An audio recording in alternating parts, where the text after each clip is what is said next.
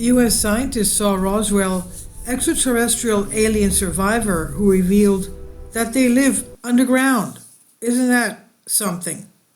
The depths of the oceans conceal mysteries beyond our comprehension, challenging our understanding of the unseen world below. Could there be another civilization living among us? UFO expert Amy Whitty has put forth a theory suggesting that aliens have been residing in Earth's oceans for protection and have always been present on our planet. Whitty's claims are based on the official statement of Dr. Shirley Wright, who allegedly interviewed the only survivor of the Roswell crash in 1947. A 2-hour documentary called Roswell 75, The Final Evidence, features Whitty along with other experts discussing the UFO crash and the potential presence of advanced humanoid aliens on Earth.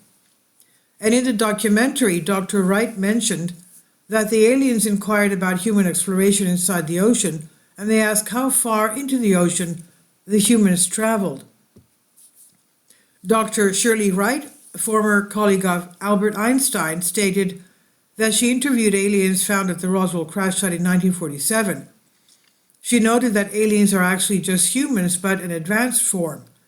She claimed to have been present when the U.S. government interviewed an alien survivor from Roswell crash in 1947, and according to Dr. Wright, the aliens said that not all of them live above the ground and that they may reside underground on our planet. Many of them reside underground.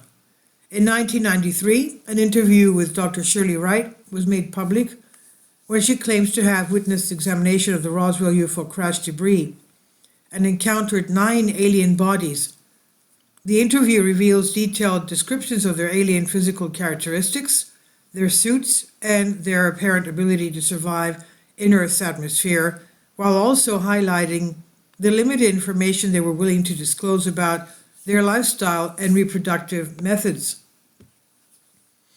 According to Dr. Wright, while discussing her security clearance, she revealed the only reason we could go is that it's a crack, or did they deactivate it? After school, it was immediately deactivated. This suggests that her access to the Roswell incident was facilitated by her clearance, which was granted specifically for the purpose of examining the extraterrestrial crash. And when asked about her encounter with the alien survivor, Dr. Wright admitted, "I was back at the motel in the city nearby, and I had been told that we would be able to keep the extraterrestrial being alive." The statement raises questions about the nature of her involvement and the significance of her role in handling and studying this extraterrestrial being. Describing the appearance of the aliens, Dr. Wright vividly recalled they were very light, soft, and grayish-green, really. They had a slim, lean physique, no nose, but markings where a nose opening would be, prominent eyes and a mouth. They had no eyebrows, but they had ears and a very forked head. These detailed descriptions paint a picture of the otherworldly being she encountered during her extraordinary experience. Additionally, Dr. Wright noted, their eyes were enormous, the most obvious thing you'd see on their face. They were almost brown-black, very dark. This emphasizes the distinctiveness of the aliens' eyes and adds to the mystique surrounding their appearance. Regarding their attire, Dr. Wright observed they had suits on, very much like what we would call suits. The fabric, however, was unfamiliar to me as a chemist. It did not resemble any fabric I recognized. This intriguing detail raises questions about the technology and materials used by these extraterrestrial visitors. Dr. Wright also touched upon the aliens' apparent ability to adapt to Earth's atmosphere, stating they could apparently survive in our atmosphere. They seem to indicate that the atmosphere was quite similar, although not identical to ours. This revelation hints at the remarkable adaptability of these beings and their advanced understanding of different planetary conditions. In the realm of their lifestyle and reproductive methods, Dr. Wright admitted, "We tried to find out, but we were very curious not to antagonize them, cautious not to antagonize. They did not reveal much about it, but they mentioned living underground in what we would call subterranean conditions. This suggests a unique aspect of their civilization and their preference for dwelling beneath the surface. Anna Whitty told the Daily Star that if whatever Wright had documented through her interviews is correct, then it's more believable for the Allies, the aliens, to come from under the sea rather than from another planet.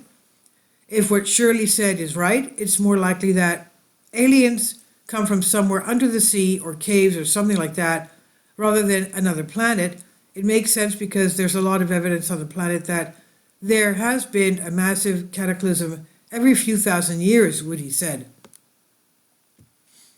If humans on the surface are being reset to the Stone Age every several thousand years, and these people are somewhere where they are more protected because they are underground, then perhaps their development in technology and intelligence is continuing on an upward trajectory, whereas we are reset every time.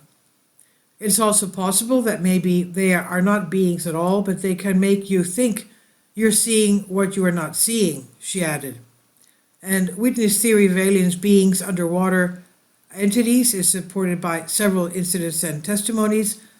One such incident occurred in July 2019, when footage filmed on the USS Omaha showed a UFO diving into the water off San Diego.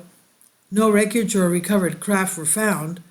Retired U.S. Air Force Lieutenant Colonel Richard French, who served as the lead investigator of the Project Blue Book in the 1950s, claimed to have witnessed two aliens repairing their ship submerged underwater in Newfoundland, Canada.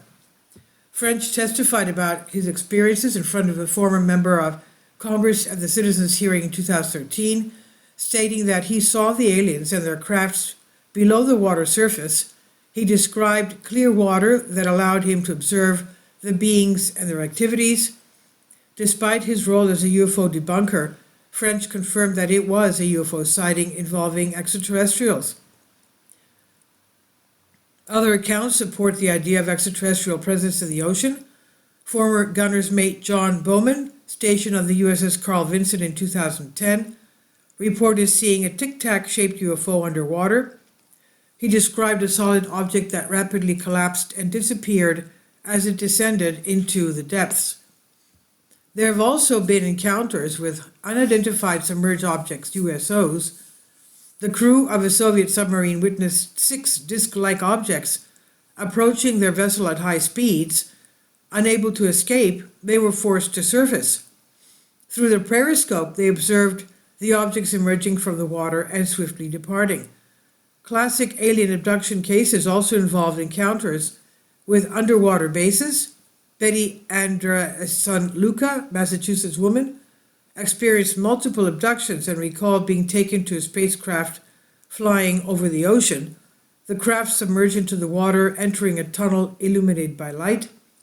Filiberto Cardenas claimed to have been taken to a secret underwater hangar witnessed by his friend's family. He described entering a tunnel at high speed underwater and arriving at a large hangar beneath the sea. So these incidents and testimonies provide evidence for the presence of extraterrestrial activity in our oceans and seas and support Whitty's theory of aliens as being underwater entities on our planet. And this is by Vicky Vermaanhuizen Wise on Collective Spark. Please leave your comments and thank you for your support. Please support my Patreon account. The daily posts are 5 videos daily, and they are totally different from what I have on my YouTube channel. Thank you so much for your support and that you find all my content so interesting. You'll find the Patreon account details in the description box below.